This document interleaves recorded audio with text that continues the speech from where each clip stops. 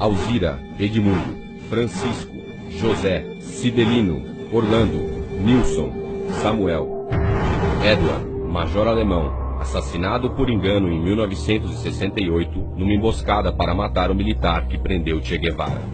Essas são apenas algumas das centenas de pessoas que morreram em decorrência da ação armada de grupos terroristas que pretendiam promover uma revolução socialista no Brasil nos moldes do regime implantado em Cuba. Esses grupos eram formados por pessoas que hoje fazem parte da política nacional. Entre eles, Dilma Havana Rousseff, integrante das organizações guerrilheiras Polop, Colina e VAR Palmares. Julho de 1968, Major Edward é assassinado com 10 tiros pelo Comando de Libertação Nacional após ser confundido com o captor de Che Guevara. Julho de 1968, Dilma Rousseff era uma das líderes mais ativas do Comando de Libertação Nacional. Qual o grau de envolvimento de Dilma nesse crime? A imprensa buscou obter essa informação, mas por determinação do Superior Tribunal Militar, o processo de Dilma, que antes era público, foi separado dos demais e trancado num cofre.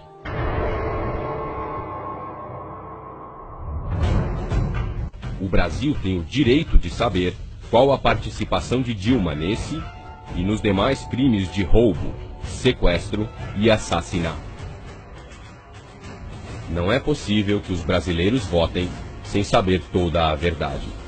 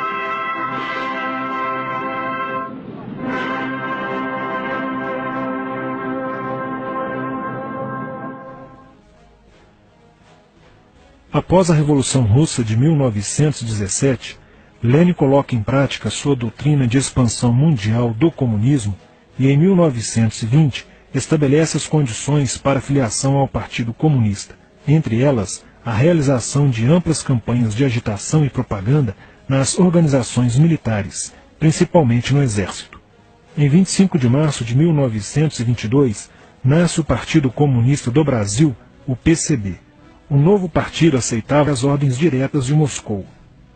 Em 1927, partindo da teoria à prática, o PCB criou uma frente única operária e iniciou um trabalho de infiltração nos quartéis, influenciando Luiz Carlos Prestes, capitão do Exército, a aderir ao comunismo, fato que se deu em março de 1931. Em abril de 1935, Prestes foi incumbido pela direção da Internacional Comunista de promover um levante armado no Brasil, O movimento tinha por objetivo derrubar o presidente Getúlio Vargas e tomar o poder.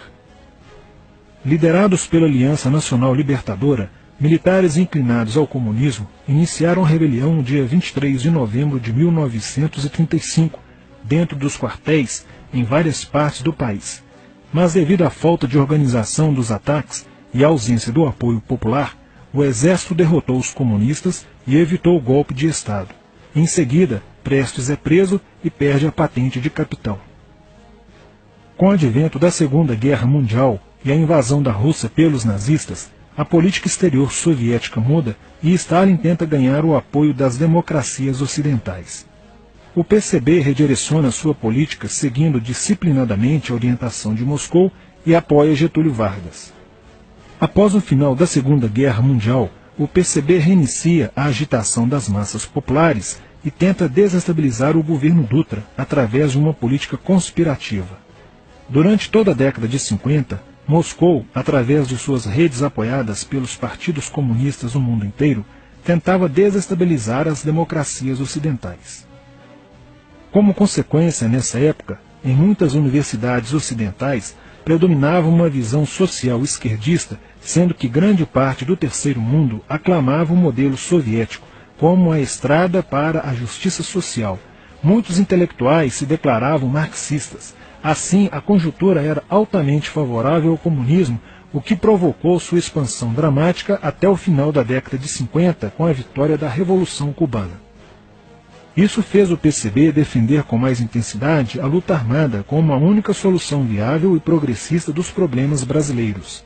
A União Soviética, destinada a aumentar o seu campo de influência no continente americano, despertou interesse pelo Brasil, um país de dimensões imensas, fronteiriço com quase todos os países da América do Sul, país estratégico no cenário mundial que poderia pender o fiel da balança para o lado comunista. Nos primeiros anos da década de 60, o Brasil passou a viver período de crescente instabilidade política, militar e institucional. Em 1961, Luiz Carlos Prestes encontrou-se com Nikita Khrushchev em Moscou para planejar a Revolução Agrária no Brasil. Neste mesmo ano, no governo de Jânio Quadros, o Partido Comunista Brasileiro enviou a Cuba, com apoio de Fidel Castro, dezenas de brasileiros para o treinamento político-militar, visando a preparação de quadros revolucionários para desencadear ações de guerrilha rural e urbana no Brasil.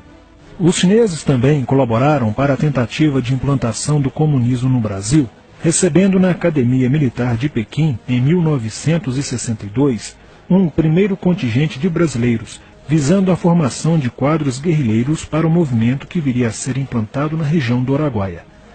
No nordeste do Brasil, Francisco Julião organizava as ligas camponesas, com militantes treinados em Cuba.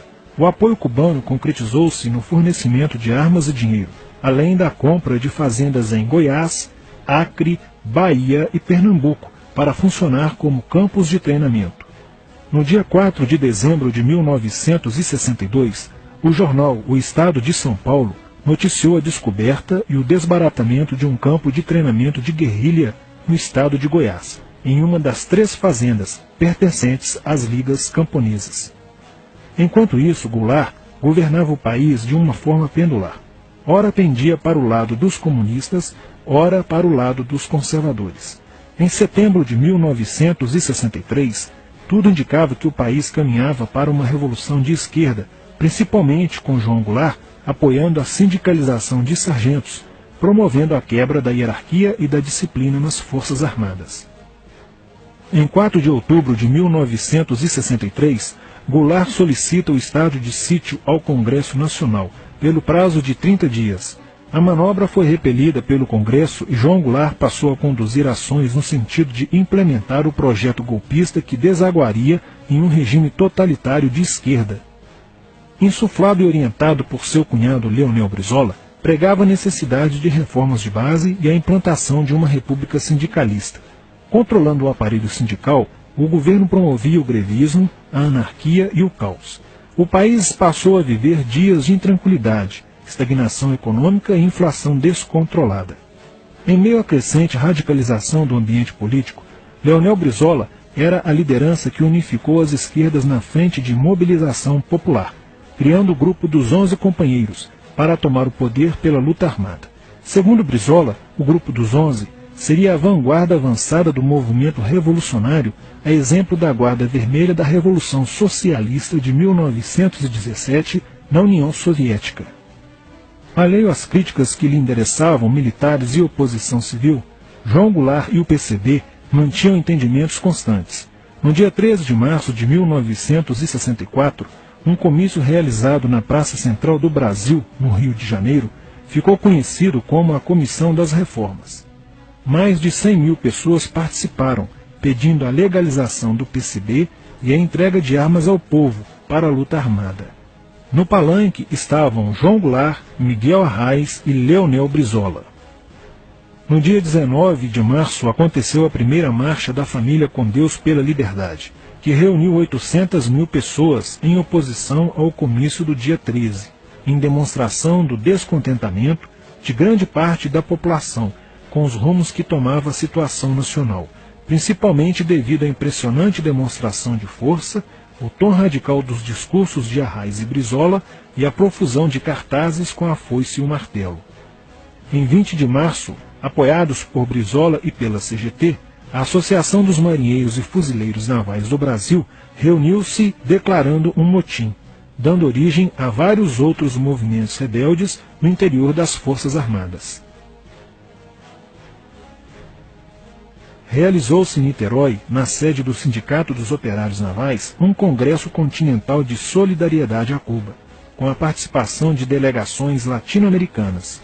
Luiz Carlos Prestes manifestou o desejo de que o Brasil fosse a primeira nação da América do Sul a seguir o exemplo de Cuba, se tornando uma nação comunista.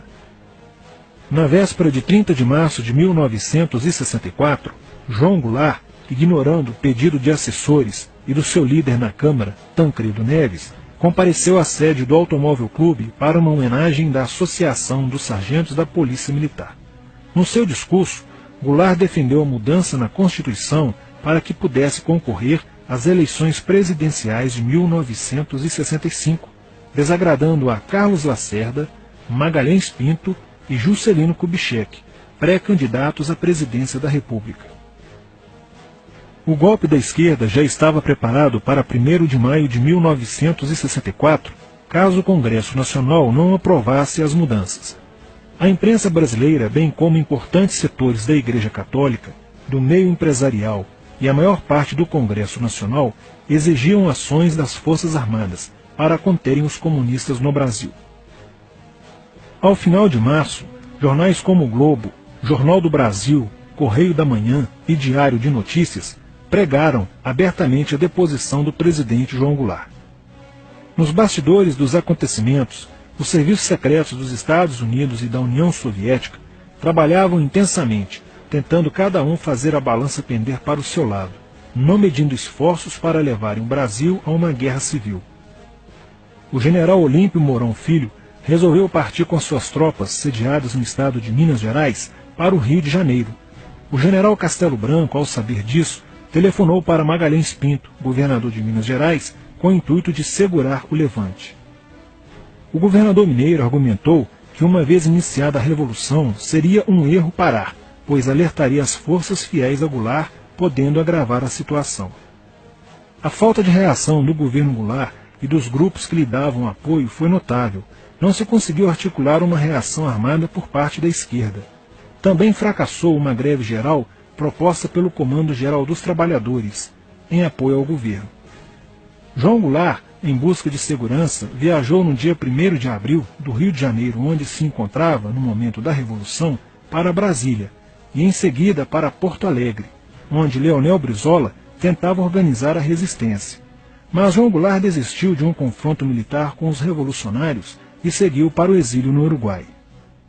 No dia 2 de abril, o presidente da Câmara dos Deputados, Ranieri Mazzilli, assume provisoriamente a presidência da República e mais de 1 milhão de pessoas lotaram as ruas e praças do país para comemorar a vitória. No dia 11 de abril de 1964, o Congresso Nacional se reuniu para eleger um novo presidente da República. O general Castelo Branco, aclamado por grande parte da sociedade brasileira, apoiado pela imprensa e por importantes setores da Igreja Católica, além de contar com a aprovação de grandes líderes políticos, entre eles Juscelino Kubitschek, precisava de 238 votos para ser eleito em primeiro turno, e acabou recebendo 361 votos. No dia 15 de abril, Castelo Branco assume a presidência da República, consolida a vitória sobre o movimento comunista e renova as esperanças do povo brasileiro de ter um país com dias melhores. Porém, a esquerda derrotada colocaria em cena, nos anos posteriores, Carlos Marighella, ideológico comunista e defensor da luta armada, que submeteria o povo brasileiro às ações mais obscuras da guerrilha, o terrorismo.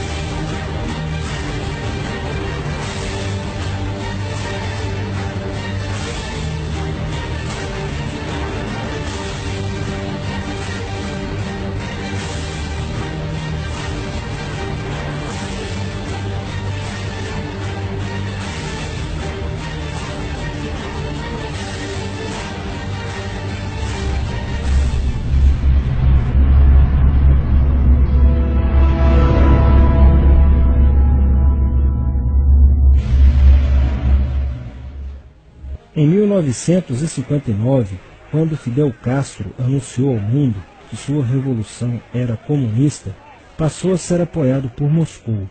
Com isso, a União Soviética iniciou uma campanha para dominar, com a ideologia marxista, a América Latina, onde os partidos comunistas formariam grupos de guerrilha armada com dinheiro soviético, repassado por Cuba.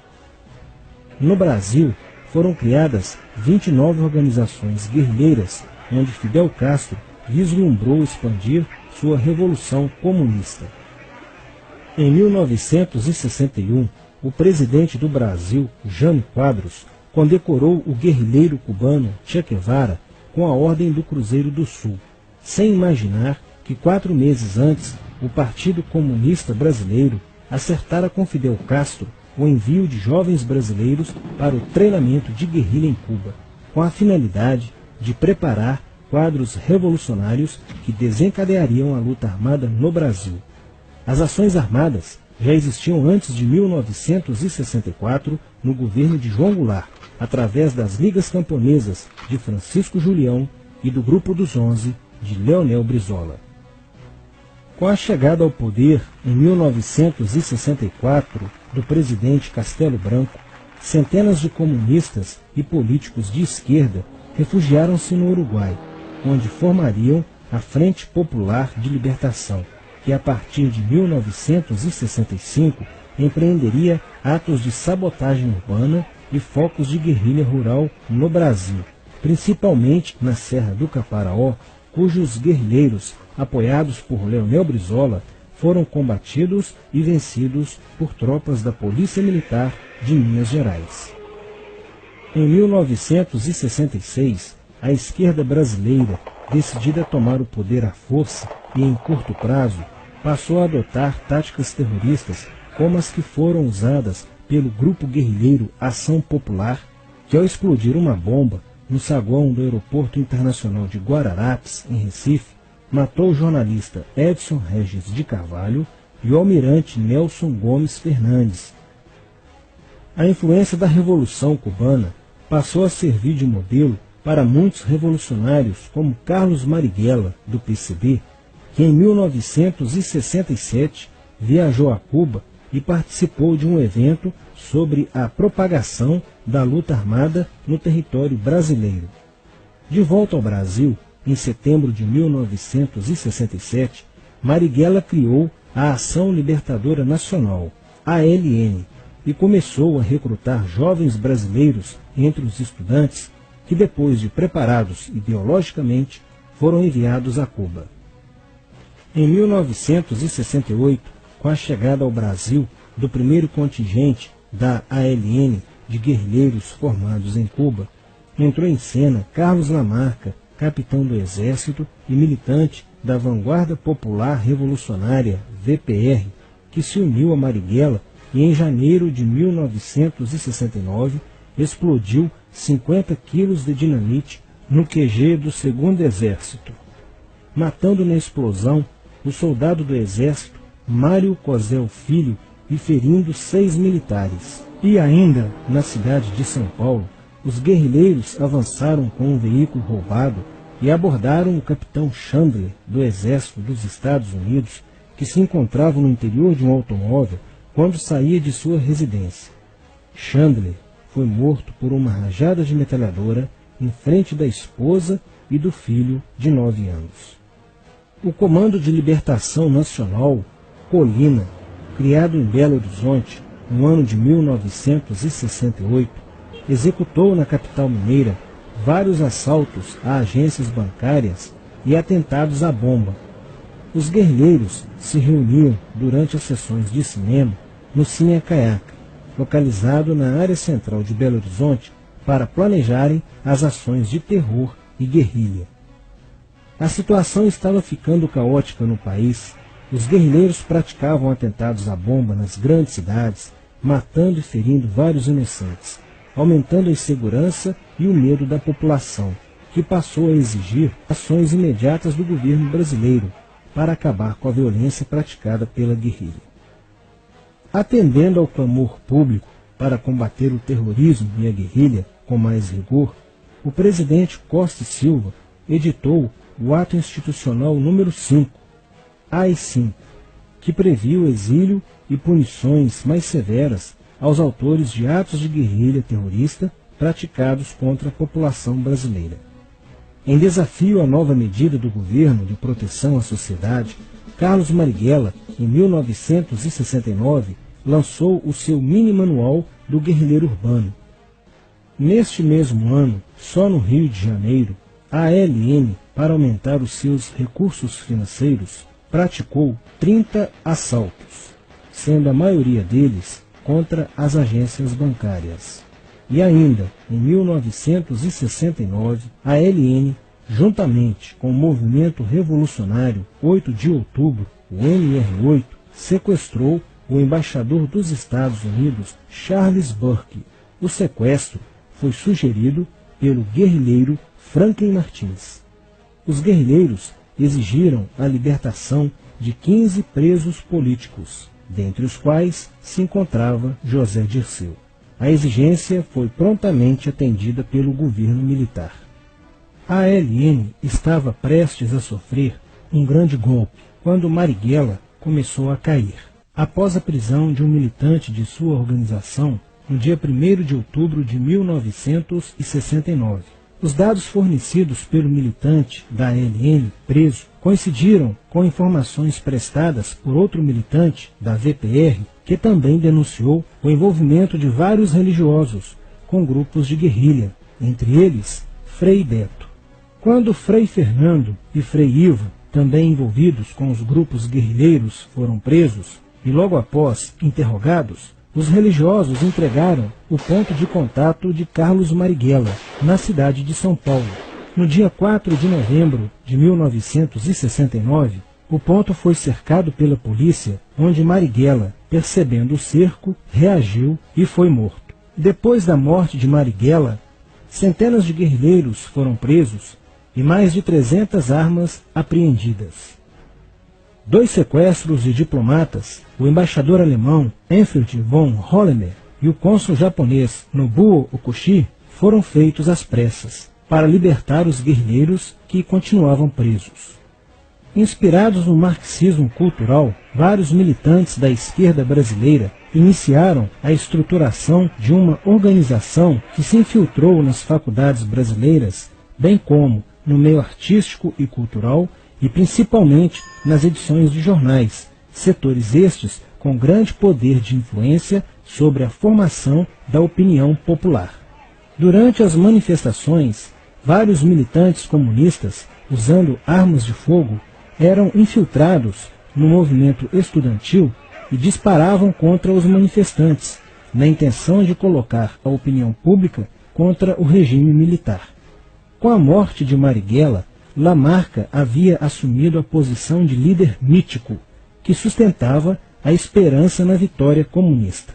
Em 1970, quando o embaixador suíço Giovanni Butcher foi sequestrado, o governo se recusou a soltar os presos da lista apresentada pelos guerrilheiros. Depois de 40 dias de sequestro, os guerrilheiros quiseram matar o embaixador suíço. Porém, o governo militar cedeu e as exigências dos guerrilheiros sequestradores foram atendidas, preservando a vida do diplomata. Na cidade de São Paulo, o cerco sobre a vanguarda popular revolucionária, liderada por Carlos Lamarca, estava se fechando. Isso fez com que Lamarca fugisse para o Vale da Ribeira e montasse um campo de treinamento para a guerrilha. Na tentativa de descobrir este campo, tropas da Polícia Militar do Estado de São Paulo foram deslocadas para a região. No dia 8 de maio de 1970, um pelotão comandado pelo tenente da Polícia Militar, Alberto Mendes Júnior, foi emboscado e rendido por guerrilheiros da VPR. O tenente Mendes foi feito refém e obrigado a seguir com os guerrilheiros na direção de Sete Barras. Depois de um dia e meio andando pela mata, Lamarca formou um tribunal revolucionário e decidiu matar o tenente Mendes, que teve o crânio esmagado por coronhadas de fuzil desferidas pelos guerrilheiros Diógenes e Fujimori.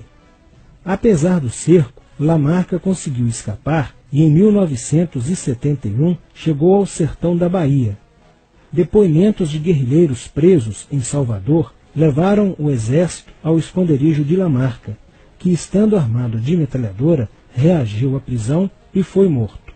Após a morte de Lamarca, o número de militantes presos era bem maior que o número de guerrilheiros em ação no Brasil. Os guerrilheiros, percebendo que o cerco estava se fechando, passaram a sequestrar aviões comerciais e obrigar o piloto a desviar para outro país, onde pudessem se exilar.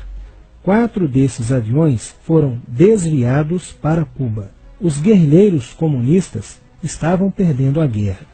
Os militantes que abandonavam as armas eram acusados de traição nos tribunais vermelhos e executados pelos próprios companheiros, em atos de justiçamento. Já no início de 1971, o PCdoB conduzia o trabalho de campo na região do Araguaia, na divisa entre os estados de Goiás, Pará e Maranhão, com a missão de implantar um núcleo guerrilheiro que tinha por objetivo fomentar uma revolução socialista, onde centenas de guerrilheiros já haviam se estabelecido há pelo menos 6 anos.